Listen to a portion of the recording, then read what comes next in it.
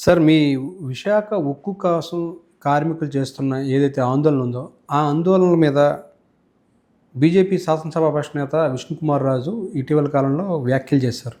మా ఛానల్‌తో మాట్లాడుతూ. అంటే ఎవరి దూల వారిది అనే వ్యాఖ్యలు చాలా స్పష్టంగా చేశారు ఆయన విష్ణుకుమార్ రాజు. దాదాపుగా ఒక అనేక సంవత్సరాలుగా మనకి విశాఖ స్టీల్ ప్లాంట్ కాపాడుకోవాలనేది ఇక్కడ కార్మికులు చేస్తున్న పోరాటం, దానికి సంబంధించిన ప్రయత్నం. మీరు కూడా బీజేపీ తరఫున ఎన్నికల ముందు వెళ్ళి కలిశారు కూడా. ఎందుకు ప్రైవేటీకరణని మనం ఆపలేకపోతున్నట్టు సార్? ఎందుకు ఆగలేదు? ఎవరు చెప్పారు ప్రైవేటీకరణ అవుతుందని? ఎందుకు ఇంకా ఆందోళన కొనసాగుతున్నాయి? ఆందోళన అంటే ఎవడు దోలాడదండి. ఏం చెప్తారు సార్ మీరు? కార్మికులు ఆయన కూడా స్టీల్ ప్లాంట్ ప్రైవేట్ కాకూడదని ఒకప్పుడు మాట్లాడిన ఆయనే. దోల కాదు ఇది, ఒక భారీ పరిశ్రమ. దీని గురించి మాట్లాడేదాన్ని ఆయన దోలని ఒక సింపుల్ పదంతో, అట్లాంటి తప్పుడు పదంతో వ్యాఖ్యానించడం అనేటువంటిది చాలా తప్పది. అది కరెక్ట్ అనేటువంటిది కాదు. దోల కాదు ఇది. ఖచ్చితంగా రాష్ట్రం యొక్క ప్రయోజనం. మీరు శాసనసభ్యులుగా ఉండి రాష్ట్రం యొక్క ప్రయోజనం, మీరు కేవలం ఏమంటే కేంద్రంలో ఉన్నటువంటి మీ బీజేపీ నాయకత్వం ఏదో చెబితే అది వినేటువంటి లైన్లో ఉండి మీరు దీన్ని దోలని అంటున్నారు. అది తప్పు.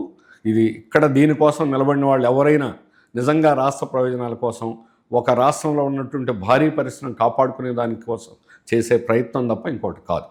అంటే ఇప్పుడు ఆయన చెప్పేది ఏంటంటే, ఇప్పటికి ఎక్కడ ప్రైవేటీకరణ ఆగిపోయింది కదా, ప్రైవేటీకరణ ఎక్కడ జరుగుతుంది, ఎవరు చెప్పారు మీకు అనేది విష్ణుకుమార్ రావు చెప్పే మాట.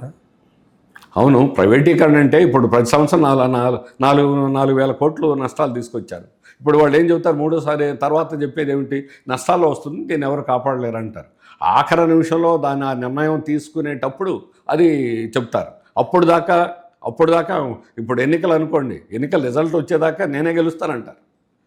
అలాగే ఈయన ఈరోజు అలాంటి మాట మాట్లాడడం ఉండొచ్చు.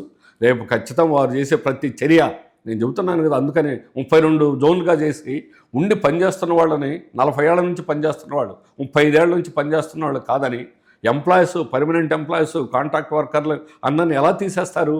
ఎందుకు తీసేస్తారు? మీకు ఏ రకమైన హక్కు ఉంది?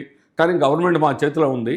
అక్కడి నుంచి వచ్చిన స్టీల్ సెక్రటరీని, HODs, head of the department, వీళ్ళని తీసేస్తే పని అవ్వదు, క్వాలిటీ పడిపోతుంది, ఇవన్నీ చెప్పారు. పోతే పోయింది, నాకు ఉత్పత్తి కాదు, వాళ్ళని తీసేయడం కావాలని చెప్పారు. It is on record.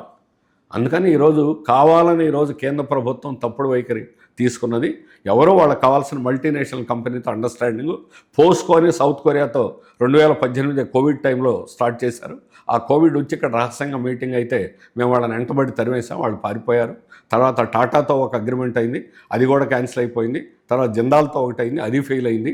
అందుకని రాబోయే కాలంలో కూడా ఇప్పుడు ఏ మల్టీనేషను, అది ఆర్సెలర్మిట్టలా, అదానియా, ఎవడో బయటకు వస్తారు. వాడు ఎవడైనా బయటకు వచ్చిన వాడు రేపు ప్లాంట్లోకి రావాలి. అందుకని వాడు ఎవరిని లోపలికి రానేమో, అడ్డుకుంటాం, స్టీల్ ప్లాంట్ కాపాడుకుంటాం.